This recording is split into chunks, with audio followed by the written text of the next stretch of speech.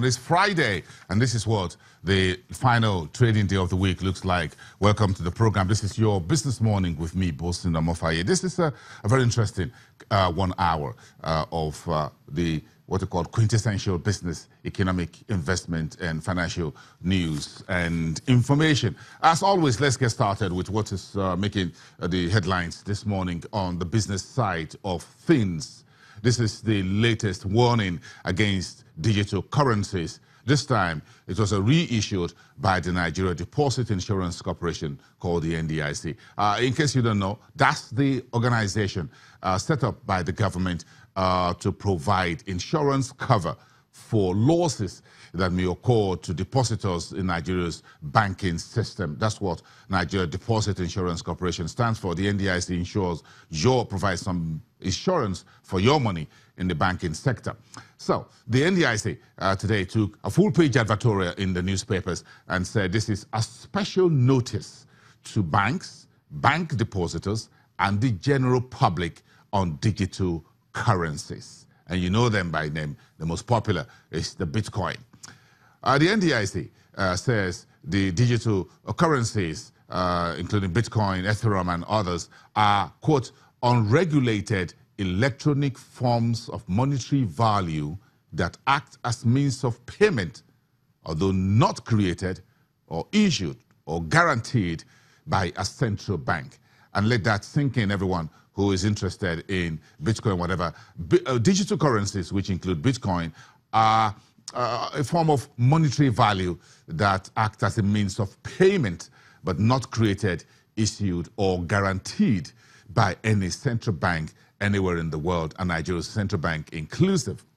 The NDIC therefore listed some risks that are associated with digital currencies. And as a reminder, we need to let you guys have this, a bit of some list there. This includes the fact that consumers are not protected when using digital currencies for payments. In other words, if you're making online payments for goods or services and you are using a Bitcoin or Ethereum or whatever, you are not protected in any form when that transaction. So you need to keep that at the back of your mind. Second, consumers can lose all their money due to loss or theft. This is an electronic or digital form of currency, and the risk is that you can lose all your money. Number three, one of the risks is that the high price changes, as you can see in the trading of Bitcoin a few weeks ago, went very drastically south. Then these high price changes could lead to zero value. In other words, your digital currency could go to ground zero. In other words, your entire money you put on it is wiped out. The NDIC added that there is the absence of authorized exchange platforms, and the legal status around that is still unclear. If you remember, it was the CBOT, the Chicago Board Options of Trade, that started the futures trading of Bitcoin in January. A few days later, it was joined by the CME, which is the Chicago Mercantile Exchange. Although these are futures of Bitcoin being traded and which you can currently track, the Nigeria Deposit Insurance Corporation says there's an absence of unauthorized exchange platforms, and the legal status of these are still unclear. Digital currencies is also another risk, is that it could be misused for criminal activities.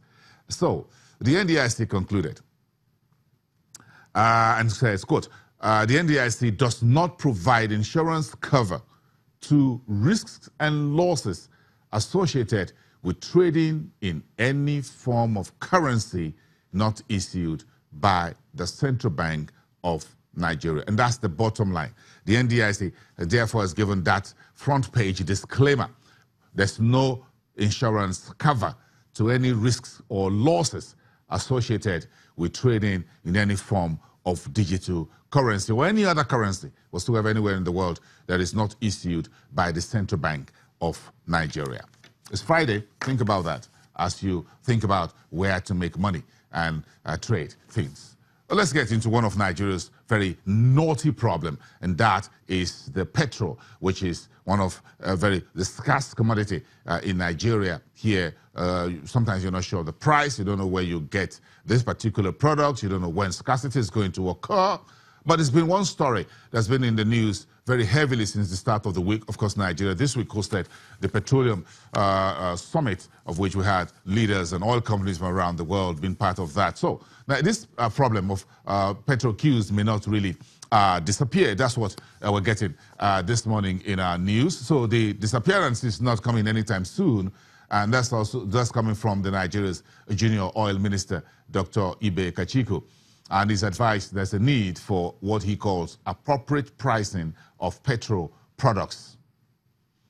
Meantime, the House of Reps also yesterday restated their November 2017 directive to the Ministry of Petroleum Resources and the NNPC, that is State Oil Corporation, to stop the planned $1.8 billion turnaround maintenance of the 4 refineries in Nigeria, 2 in Port Harcourt, 1 in Warri, and the 4th one located in Kaduna. The House of Reps says they're getting words on the street or rumors that the NNPC, through the back door, is making some engagement on how to fund these refineries turnaround maintenance, what they call the TAM.